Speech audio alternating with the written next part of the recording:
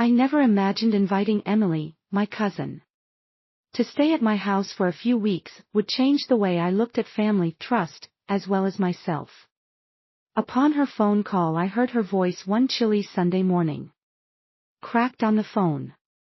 She said things had been rough after she lost her job, and she didn't know where to go. I didn't hesitate because growing up, I felt more like Emily was a sister than just a cousin. We shared summers together at our grandparents' farm, made forts out of bed sheets, and stayed up whispering in the shadows secrets. Thus, when she asked, I said, yes, come and stay here. Your home is my home. At first, I thought it would be temporary, just until she got back on her feet. I cleared out the guest room, washed the sheets, and even left a small note of welcome on the dresser with her favorite candy bar. When she arrived, dragging her suitcase, at my driveway with her hair tied back and her eyes tired but still carrying that familiar sparkle, I felt a wave of warmth. She hugged me tightly, and in that hug, I felt all the years we had missed suddenly collapse into nothing. The first few days were simple.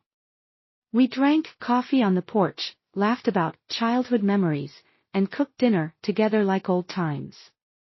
But as the week rolled on, I noticed things in Emily that weren't the same as before. She had quieter, sometimes distant, and at night, I could hear her pacing in the guest room.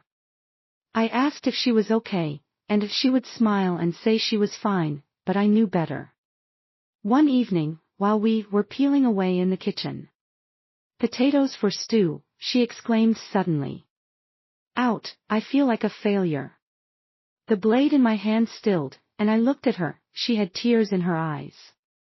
She explained how she had worked so hard at her last job only to be let go during downsizing. She had no savings left.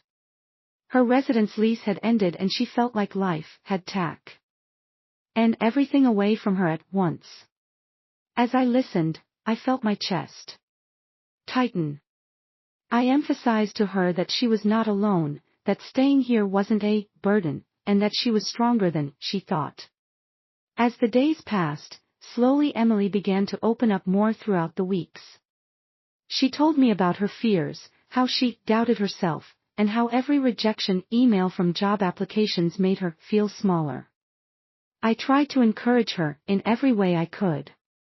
We made a routine. Mornings were for job hunting, afternoons for walks in the park, evenings for home-cooked meals, and sometimes silly old movies. But something I didn't expect was how her presence began to change me, too. I had always been the independent one, working long hours, keeping my home in perfect order, and not really letting anyone in overly deeply. But with Emily around, I realized how much I had missed companionship. Her laughter in the house, the way she would hum while washing dishes, or how she left little notes written, "Thank you," on the fridge for today, made the house feel alive. Then came the night of the storm. A thunderstorm rolled in, shaking the windows and cutting off the power. Emily and I sat together in the living room, with only candles for light. She was curled up in a blanket, her eyes reflecting the flickering flames. Out of nowhere, she said, "You saved me." My voice once more cracked, but this time I allowed her cry on my shoulder. She admitted she had felt invisible for so long.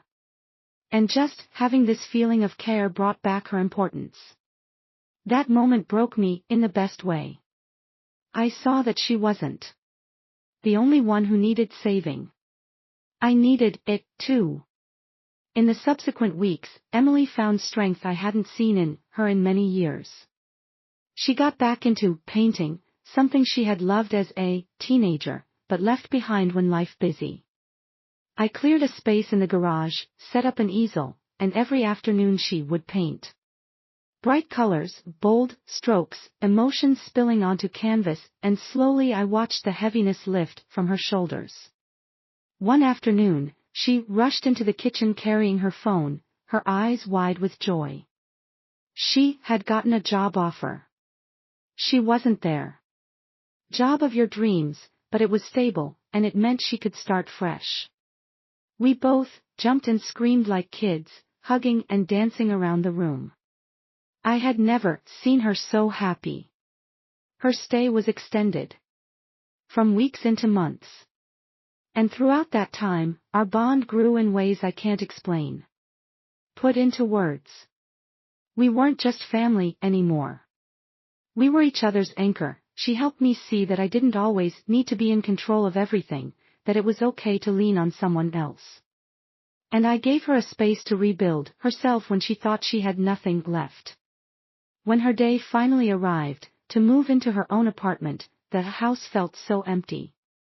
I remained in the doorway and served her carrying the final box, my heart heavy yet proud. She hugged me and whispered, "You gave me back my life." I held back tears as "You gave me mine, too," I told her. Even now, months later, she calls me on a regular basis. Evening. She's thriving at her job. She covers the walls of her apartment. Paintings, and she tells me she feels hopeful once more. As for me, I no longer feel like I'm living in a perfectly ordered but lonely house. I learned that sometimes opening your door to someone else isn't just about giving them where to stay, it's about letting love, healing, and unexpected change walk right now. I declined her invitation to remain. Didn't expect her to get involved in my life the way she did. Nonetheless, I'll forever be grateful that she did, because she reminded me of the beauty of second opportunities, family, and just being there for one another when it matters most.